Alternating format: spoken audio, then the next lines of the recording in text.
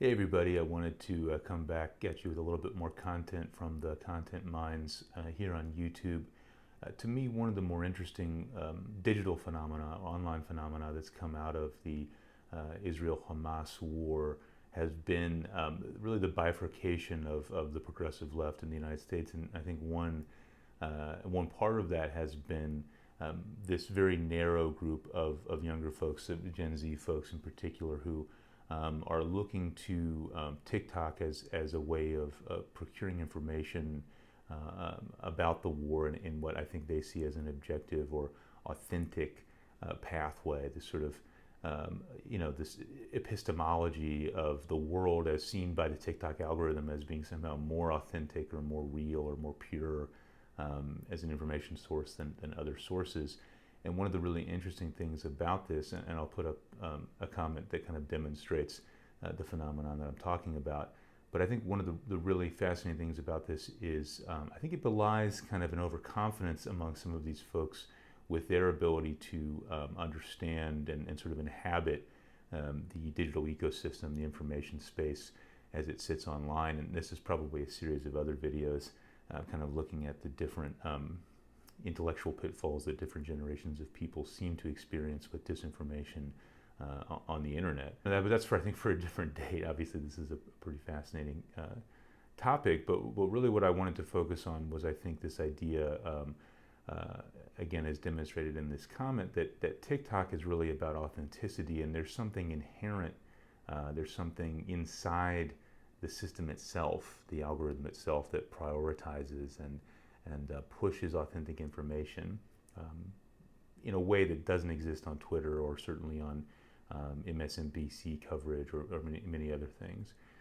And this comment, I think, also highlights a really interesting kind of fallacious way of thinking, which is that the algorithm is sort of picking and choosing based on some kind of like underlying moral hierarchy or view of the world or sort of ethic, right? Almost like the algorithm wouldn't push something that would be bad. Is kind of the vibe you get from a lot of these comments, that there's some kind of like discretion that's happening inside this algorithm, right? And it wouldn't be pushing something that might be supportive of genocide or violence on whatever side of the conflict you want to talk about. I'm not particularly trying to pick on either side in this conflict, which I think is defined, if it's defined by anything, it's defined by the sort of abrogation of leadership by both sides, right? But regardless of which side you're talking about here, I think the underlying phenomenon I'm interested in kind of examining more is why do these younger folks, especially in the United States, seem to think that TikTok, of all places, is sort of an avenue for legitimate information or authentic information. And I think some of this is sort of just a reactive identity formation. The older square folks, the uncool previous generations of people who have their own sort of epistemological pathways, their own ways of knowing things. Well, they like Twitter, or they like Facebook, or they like Fox News, or whatever it is. So that's obviously not for us, right? But we're better and we're new and we're different. So I think some of this is stuff we rehash with every new generation. But I think some of it is misunderstanding of one's savviness, of one's informedness about how the internet works and about how recommendation systems work or recommender systems work. And in this context, I think it's important to emphasize that the TikTok algorithm, just like a recommender system for Twitter or Instagram or YouTube or anywhere else, is constructed first and foremost to boost engagement. It's a mechanism not to deliver truth or pro-social anything, pro-social information. It's designed to keep you on the service that you're using so that you can be served more ads and the company can make more money. That's the reason it exists. So these recommender systems, whether they're matrix factorization approaches, whether a lot of the new systems include things that are called multi-layer perceptrons. These are really kind of feed-forward neural networks that are designed to kind of learn and encapsulate higher order interactions. And what that means is not just that I'm white and male. But also what time of day it is, and what my income might be, what other preferences of mine might be in the media ecosystem, maybe other factors that I can't even think about right now, but almost anything you can imagine, right? The interaction of these different features of my personality, psychographic features, emotional or sentiment-based features of comments that I've made or content that I've made, right? Things that I've liked in the past. Obviously this all rolls into a recommender system. And the way the factorization models work, and now the way that they often include these sort of deep nets, makes them very good at pinpointing things that you might be interested in watching. But they, what remains the same in how these things work is they are feedback loops. They are machine learning feedback loops, where generally speaking you're going to be fed more information that's similar to information you've seen before and engaged with. So if you've engaged with information about Palestine as a political issue, you'll continue to be fed that. And I think what I'm noticing in a lot of these comments and these posts in the social media information space by these younger people is that they fundamentally don't seem to understand that that's what's going on the algorithmic side, and then what's going on the business side is really that how many eyeballs can we get, and how much engagement can we drive.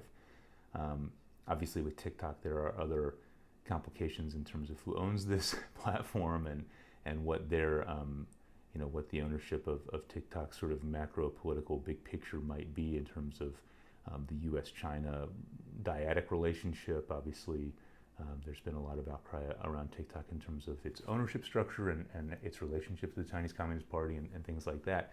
Putting that aside, assuming that this is a organization, that this is a firm that operates sort of like every other digital media firm, whether it's Google or whoever, Meta, let's say for the sake of argument and to be generous that TikTok, ByteDance operates the same as any other company. Even then, obviously its main goal is to generate money for its shareholders if it's publicly owned.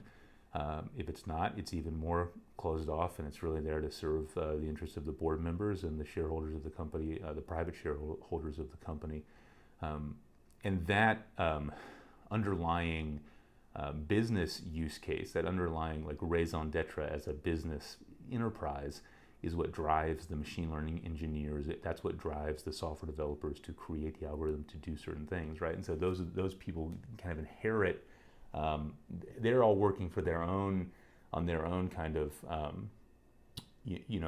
training feedback loop in the same way we would retrain a machine learning model.